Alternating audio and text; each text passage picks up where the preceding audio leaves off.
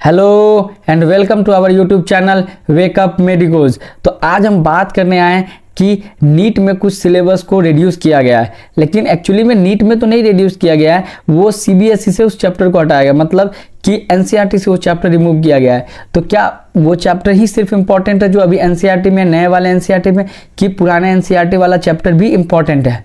तो आज हम इसी बारे में बात करने आए कि कौन क्या करना चाहिए, मुझे नए एनसीईआरटी पढ़ना चाहिए सिर्फ और सिर्फ पुराने एनसीईआरटी वाला चैप्टर को छोड़ देना चाहिए। तो इसी बारे में हम कुछ इंपॉर्टेंट बातें करने आए। तो देखो यार, पहले बात की हमें पता होना चाहिए कि कौन कौन से चैप्टर रिमूव किए गए हैं। तो केमिस्ट्री का 11th क्लास की केमिस्ट्री का देखा जाए तो उसमें जो चैप्टर हटाए गए वो states of matter, S block, hydrogen, P block, environmental chemistry, ये सब चैप्टर हटाए गए। क्लास 12 में solid state, surface chemistry, polymer और केमिस्ट्री इन एवरीडे लाइफ, ये सब जिससे खाली क्वेश्चन ही बनते थे उस सब चैप्टर को हटा दिए हैं। तो क्या लगता है कि इस सब चैप्टर से क्वेश्चन नहीं बनेगा? बनेगा।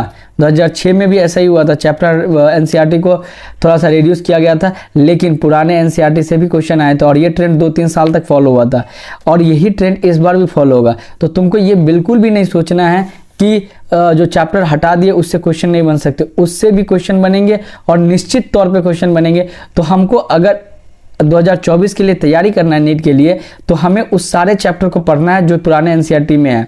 जो अभी नए एनसीईआरटी में तो वो तो इंपॉर्टेंट है ही, लेकिन हमको पुराने एनसीईआरटी को भी फॉलो करना है, क्योंकि ये इतने इंपॉर्टेंट चैप्टर हटाए हैं कि इसके बिना क्वेश्चन बन ही नहीं सकता। जैसे कि बायोलॉजी को अगर देख लिया जाए तो बायोलॉजी में क्लास 11th में 22 चैप्टर थे, अभी 19 चैप्टर पे रह गया। उसके बाद क्लास 12 में 16 चैप्टर थे, अभी 13 चैप्टर पे रह गया। इन्वायरमेंटल इशू, सब ऐसे ऐसे चैप्टर को हटा दिए जिससे 6-6 क्वेश्चन बनते हैं। तो क्या लगता है कि उसके बिना क्वेश्चन मतलब पॉसिबल है? तो ये बात तुम दिल दिमाग में बैठा लो कि हाँ, पुराने एनसीईआरटी से भी क्वेश्चन बनेंगे और निश्चित तौर पे बनेंगे। 2-3 साल तक तो कम से कम ये ट्रेंड फॉलो होने वाला है, लेकिन अभी एनटीए ने ऐसा कुछ ऑफिशियली जारी नहीं किया है। तो तुम पूरा पुराने एनसीईआरटी के फॉलो करो, पूरा उसी को पढ़ो, ठीक है। और जो नया एनसीईआरटी है उसके चैप्टर तो इंपॉर्टेंट है ही, उस वैसे एनसीईआरटी पूरा के पूरा इंपॉर्टेंट है, लेकिन वो ज़्यादा इंपॉर्टेंट है। और पुराने एनसीईआरटी में जो चैप्टर हैं वो भी पढ़ना, उसको भी छोड़ना मत। और जो भी तुम इंस्टीट्यूट में पढ़ोगे या जहाँ से भी तैयारी कर रहे होगे वो सब तुमको बता रखा होगा कि नहीं, पुराने एनसीईआरटी भी उतना ही इंपॉर्टेंट है, वहाँ से भी क्वेश्चन बन सकते हैं।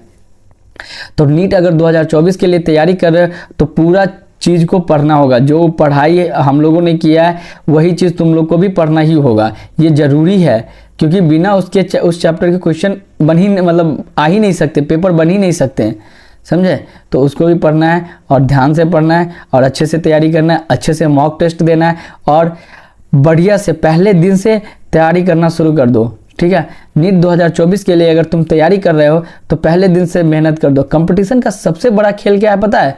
कि कंटिन्यूटी मेंटेन नहीं कर पाते हैं, और ये सबसे बड़ा फैक्टर है कि अगर तुमको एग्जाम निकालना ना तो हर दिन पढ़ना होगा। तुम एक दिन 16 घंटे पढ़ लिए, एक दिन 15 घंटे पढ़ लिए और एक दिन नहीं पढ़े तो ये बेकार है, ऐसा मेहनत बेकार है।